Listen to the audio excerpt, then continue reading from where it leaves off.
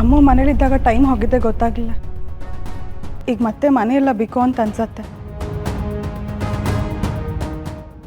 ಅದಕ್ಕೆ ಯಾಕಮ್ಮ ತಲೆ ಕೆಡ್ಸ್ಕೊತ್ಯಾ? ಅಮ್ಮ ಮನೆಗೆ ವಾಪಸ್ ಬರ್ತಾಳಲ್ಲ ಬಿಡು.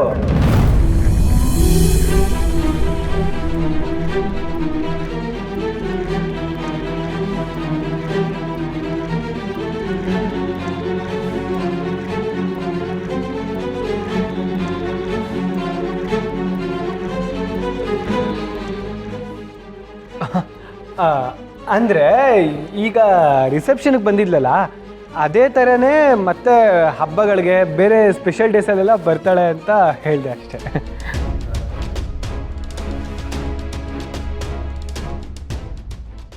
ಅಮ್ಮ ಅವಾಗವಾಗ ಬರ್ತೀರಮ್ಮ? ಸರಿ ಅಮ್ಮ, ಬರ್ತೀನಿ. ಅಳಿಯಂದ್ರೆ ಅವ್ರು ಮಾತ್ರ ಅಳಿಯ ಮಗಳನ್ನ ಮನೆಗೆ ಕರೀತಿದ್ದಾರೆ ಅಂತ ಅನ್ಕೋಬೇಡಿ. ನೀವು ಲಕ್ಷ್ಮಿ ನಮ್ಮ ಊರಿಗೆ ಬಂದು ಹೋಗಿ. ಬರ್ತಾ ಇರೋದೆ. ನೆಕ್ಸ್ಟ್ ಕಾಲೇಜ್ಗೆ ರಜೆ ಇದ್ದಾಗೆಲ್ಲ ಲಾಂಗ್ ಡ್ರೈವು ನಿಮ್ಮೂರಿಗೇನೆ. ಮತ್ತೆ ಅಳಿಯ ಊರಿಗೆ ಬರೋದಂದ್ರೆ ಸುಮ್ಮನೆನಾ? ಊರಿಗೂರೇ ಹಬ್ಬ ಮಾಡುತ್ತೆ.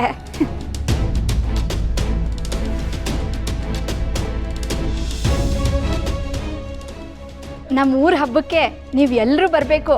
ಅಳಿಯಂದ್ರೆ ನೀವು ಮಾತ್ರ 4 ದಿನ ಇದ್ದು ಹೋಗಲೇಬೇಕು. ಅದಕ್ಕೇನಂತೆ ಆಂಟಿ, ನಾನು ಬಂದಿಲ್ಲ ಅಂದ್ರು ಲಕ್ಷ್ಮಿ ಅಂತೂ ಹಳ್ಳಿಗೆ ಬರೋಕ್ಕೆ ತುದಿಗಾಲಲ್ಲಿ ನಿಂತಿದ್ದಾಳೆ ಅಲ್ವಾ ಲಕ್ಷ್ಮಿ?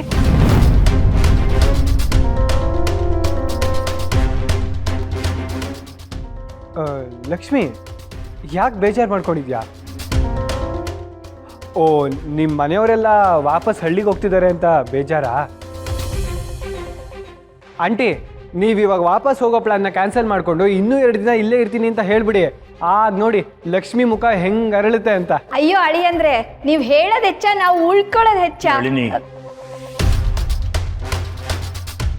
ಉಳ್ಕೊಳ್ಳಲ್ಲ ರೀ, ನನಗೆ ಗೊತ್ತು ನಿಮಗೆ ಕೆಲಸ ಇರುತ್ತೆ ಅಂತ. ಅಳಿಯಂದ್ರು ಪಾಪ ಅಷ್ಟು ಪ್ರೀತಿಯಿಂದ ಹೇಳಿದ್ರಲ್ವಾ, ನನ್ನ ಹೊಟ್ಟೆ ತುಂಬ ಹಾಲು ಕುಡಿದಷ್ಟು ಸಂತೋಷ ಆಯಿತು ಅಂತ ಹೇಳಿದೆ. ಓಹ್, ಏನಾಯ್ತಮ್ಮ? ಇವ್ರ ಮಾತನ್ನ ಕೇಳಿ 1 ಸೆಕೆಂಡು ಹಾರ್ಟ್ ಬೀಟು ವೇರಿಯೇಷನ್ ಆಗೋಯ್ತು ಕಣೆ. ಯಾಕೆ? ಹಾಂ, ಈ ಆದಿ ಮಾತನ್ನ ನಂಬ್ಕೊಂಡು ಈ ಅಮ್ಮ ಎಲ್ಲಿ ಇನ್ನೂ ಒಂದು 4 ದಿನ ನಮ್ಮ ಮನೇಲಿ ಟೆಂಟ್ ಹಾಕ್ಬಿಡ್ತಾರೋ ಅಂತ ಟೆನ್ಷನ್ ಆಗೋಯ್ತು.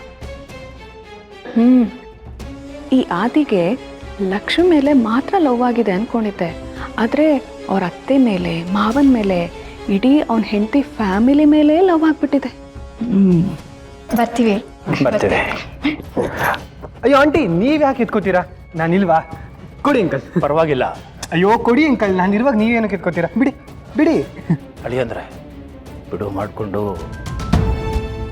ನೀವು ಲಕ್ಷ್ಮಿ ನಮ್ಮ ಮನೆಗೆ ಬನ್ನಿ. ಖಂಡಿತ ಬರ್ತೀನಿ. ಆ ಮನೆ ಬೇರೆ, ಈ ಮನೆ ಬೇರೆನಾ?